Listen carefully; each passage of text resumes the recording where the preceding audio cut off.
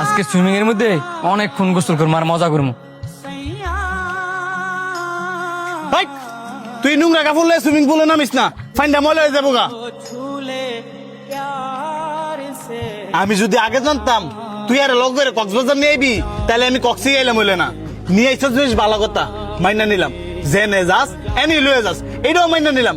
এখন কি নোংরা কাপড় লইয়া আমগো লগে সুইমিং পুলে নামবো?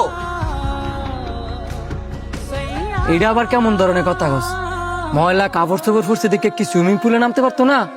এত কিছু যেহেতু মাইনা নিছস, এটাও মাইনা নি। না অসম্ভব, হ্যাঁ এই পানির মধ্যে নামলে আমি জীবনে এই পানিতে নামতাম না। হ্যাঁ দেখলই তো আমার কিনা কিনা লাগে, আবার এক লগে গোসল করমু।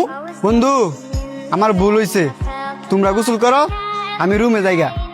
আসলে আমি এই জায়গার যোগ্য না। তুই হারো দেখছানি, তুই আজকা কটা টিয়ার অহংকারে অন্ধ হয়ে গেছিস গা। তুই সুইমিং পুলের গভীরতা মাপতে পারবি, কিন্তু তুই যে তার মনে কষ্ট দিছস, ওই কষ্টের গভীরতা কিন্তু মাপতে পারবি না। আমি কোনো কিছু ভুল বলি নাই, যার যোগ্যতা যেন সে সেই জায়গায় থাকবো। কিসের যোগ্যতা? আজকে তোর বাবার কয়টা টে আছে, তাই তুই বড় লোক, কিন্তু অন্তরে টাকা না থাকলেও তার বিশাল বড় একটা মন আছে। ওই মন কেনার যোগ্যতা তবে 14 গোষ্ঠীর কারণে। তুই হয়তো বা ভুলে গেছিস গা, কয়েক বছর আগে যখন তুই বাইক অ্যাক্সিডেন্ট করছিলি, তোর বাপের এত টিয়া থাকলে কি হইব? এই টিয়া কিন্তু কোনো কাজেই লাগে নাই। এই অন্তর গভীর রাত্রে গিয়া তোর রক্ত দিয়েছি। এর কাপড় নোংরা হইতে পারে, এর শরীর নোংরা হইতে পারে, কিন্তু তোরে যে রক্ত দিছে, ওই রক্ত কিন্তু নোংরা না।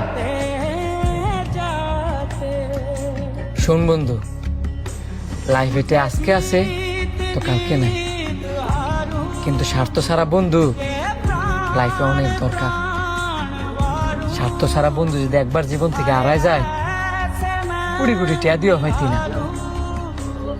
তুই সুইমিং করলে করবি, না করলে না। আমি অন্তরে ছাড়া সুইমিং করতাম না। আসলে বন্ধু আমি টিয়ার অহংকারে অন্ধ হয়ে গেছিলাম গা। তুই আমার কথা কিছু মনে করিস না। তুই যদি 2 দিন আমার রক্ত দিয়া না বাঁচাইতি, হয়তো আজকে আমি পৃথিবীতে বাচ্চা থাকতাম না। এই বুকা, তুই এইসব কি কস?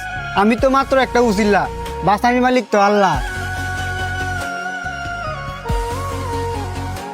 হাই আমরা 4 বন্ধু মিল্লা এক লগে সুইমিং পুলে গোসল করমু, এক লগে পুরো কক্সবাজার ঘুরমু।